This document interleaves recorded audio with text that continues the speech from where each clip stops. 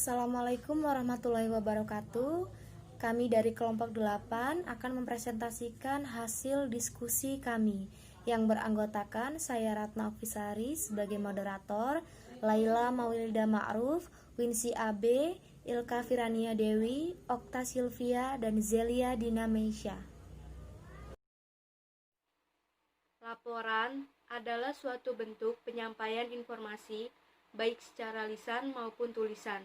Informasi yang disampaikan melalui laporan bisa bermacam-macam tergantung kebutuhan, mulai dari berita, keterangan, pemberitahuan, ataupun pertanggungjawaban. Laporan biasanya dianggap untuk suatu hasil penelitian yang digunakan untuk tata bahasa yang logis dan sistematis. Jenis-jenis laporan. Adapun jenis laporan dapat dilihat dari berbagai sudut pandang. Yang pertama, dilihat dari segi isi atau materi yang dilaporkan. Kita mengenal jenis laporan penelitian, laporan keuangan, dan laporan penghasilan. Yang kedua, dapat dilihat dari waktu laporannya yang periodik. Kita mengetahui jenis laporan tahunan triwulan, laporan semester, laporan bulanan, dan laporan mingguan. Yang ketiga, dilihat dari cara penyampaian laporan lisan atau secara tertulis. Keempat, dilihat dari bentuk pelaksanaan suatu kegiatan. Kita mengenal jenis laporan kegiatan tertentu. Sistematika penulisan laporan kegiatan. 1. Identitas laporan. Bagian ini memuat judul, penyusun, dan kata pengantar. 2. Ringkasan.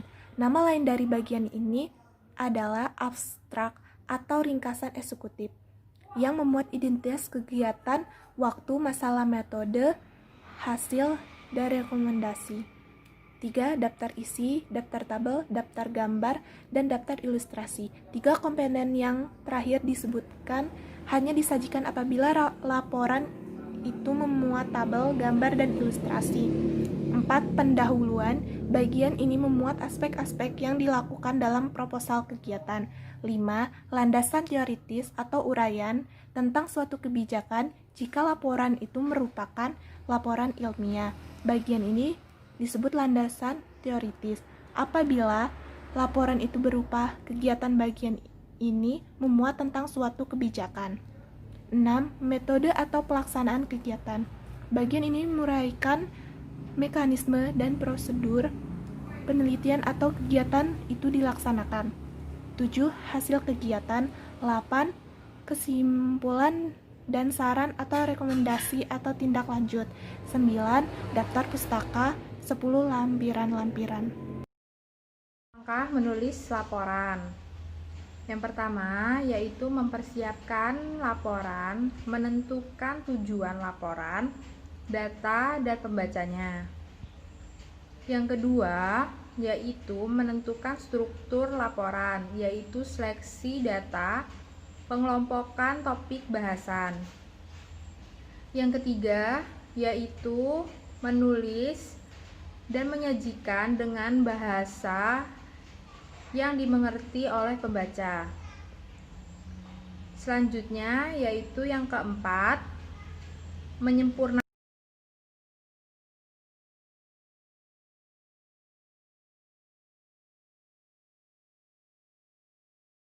Contoh penulisan laporan kegiatan. Halaman sampul lampiran 1.1. Halaman pengesahan lampiran 1.2. Daftar isi, abstrak, kata pengantar. Bab 1 pendahuluan. Bab 2 solusi dan target laurean. Bab 3 metode pelaksanaan. Bab 4 hasil dan pembahasan.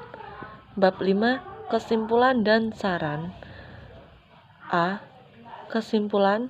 B. Saran. Daftar pustaka. Laporan adalah bentuk penyampaian informasi baik secara lisan maupun tulisan. Informasi yang disampaikan melalui laporan. Laporan digunakan untuk tata bahasa yang logis dan sistematis. Laporan adalah bentuk penyampaian fakta tentang suatu situasi atau kegiatan. Melaporkan kegiatan biasanya membuat mereka menyebutkan kegiatan partisipasi.